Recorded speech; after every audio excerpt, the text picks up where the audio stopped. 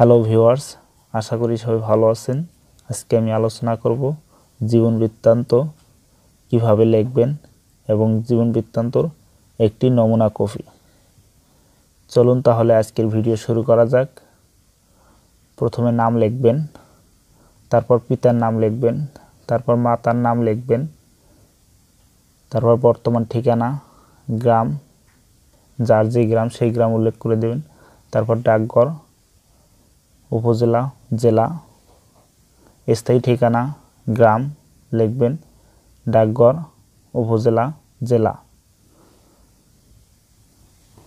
জাতীয়তা লিখবেন, তারপর জন্ম তারিখ লিখবেন, বৈবাহিক অবস্থা লিখবেন, ধর্ম লিখবেন, উচ্চতা লিখবেন, যে যতটুকু উচ্চতা সেটা লিখবেন, ওজন, যার যতটুকু ওজন সেই অনুযায়ী ওজন উল্লেখ করে দিবেন, তারপর রক্তের গ্রুপ লিখে দিবেন, কার কি রক্তের গ্রুপ, তারপর জাতীয় পরিচয়পত্র, যার যার জাতীয় পরিচয়পত্র লিখে দিবেন, মোবাইল নং, আপনার যে মোবাইল নং আপনি সেটা লিখে দিবেন, আপনার যে ইমেল সেই ইমেলটা উল্লেখ করে দিবেন, শিক্ষাগত যোগ্যতা টেবিল আকারে দিবেন, পরীক্ষার নাম, বিভাগ, বিষয়, সিজিপিএ, পাশের সন, বোর্ড, বিশ্ববিদ্যালয় এগুলো সম্পূর্ণ ফিল আপ করে দিবেন।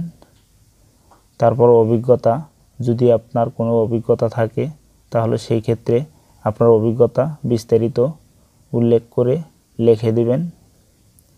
সর্বশেষ স্বাক্ষর এবং তারিখ উল্লেখ করে দিবেন।